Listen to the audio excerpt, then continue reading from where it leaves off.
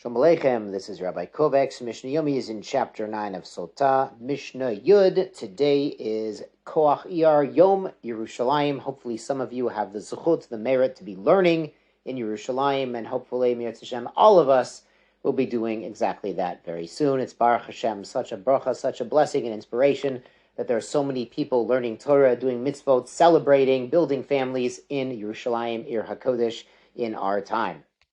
But the Mishnah now in chapter 9 is taking us back in time to a period shortly before the destruction of the Beis HaMikdash and historical events that were transpiring in those times. So Mishnah Yud, Yohanon Cohen Gadol, Yohanon the high priest. This might be the same Yohanon Cohen Gadol who's mentioned in the Gemara, the Talmud, in Brachot, Daf 29, and they bring the famous Maimar Chazal, the statement, Al ta'amin ba'atzmecha, do not believe in yourself, do not trust yourself, ad yom motcha, until the day of your departure to the next world. Shaharei Kohen Gadol, Yohanan Kohen Gadol, Yohanan the high priest, Shemesh b'kehuna gedolah shmanim shana. He was the high priest for 80 years, 80.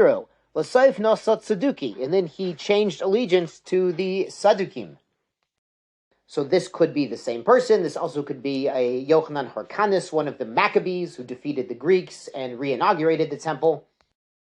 But why is he famous? Hevir Hodayat Meiser. He removed the confession of the tithes. This is also called Vidui Meiser. We mentioned at the beginning of chapter 7. This is one of those things said in Lashon HaKodesh in Hebrew.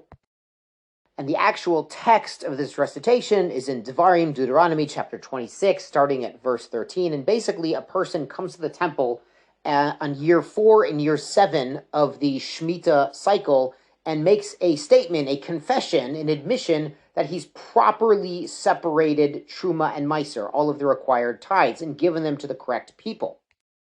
And this requirement that each tithe be given to the correct, biblically appropriate person is why Yohanan Kohen Gadol stopped the practice, because in that time they had ceased giving Meiser Rishon to Leviim and were giving it also to Kohanim. Now, the reason they'd stopped giving Meiser Rishon, the first tithe, to the Leviim, who the Torah says give it to the Leviim, was an event that was in the day of Ezra, when the Jews were coming back from Babel to rebuild the temple in Yerushalayim.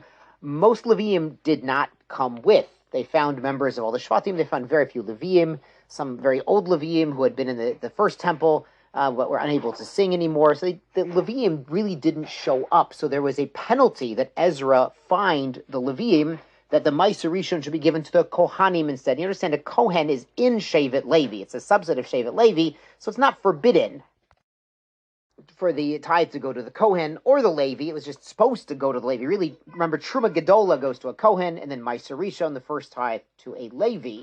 So now that whole package would go to the Cohen instead. Now it's interesting, the Lashon, the wording of the Rambam in the first chapter of Meiser, Halacha Dalid, he says, Ve'ezra kanas et Levim bizmano.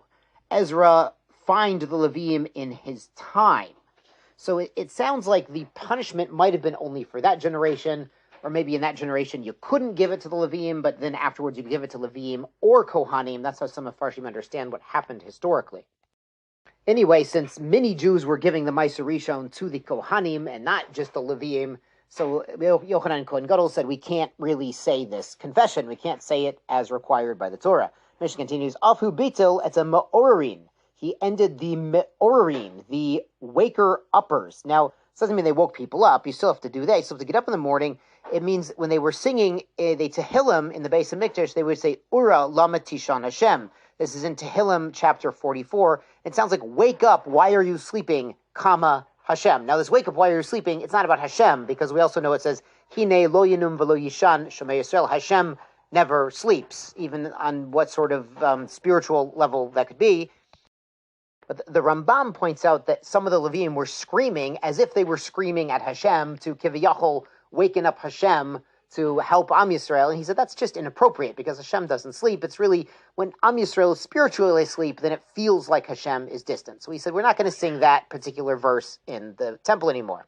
Vetan Nokfim. He also ended the Nokfim, the strikers.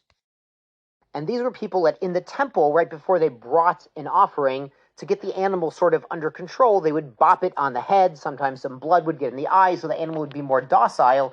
and easier to slaughter. But this looks kind of like making a mum. It's sort of excessive, unnecessary cruelty to animals. So it's better to put the animals into rings to hold them down during shechita instead of bonking on them, which kind of looks like making a mum. Ad Yamav, and until his time, Hayapatish Make B'Yerushalayim, there was a hammer banging in Jerusalem. No, what's wrong with that? It was Chol Moed.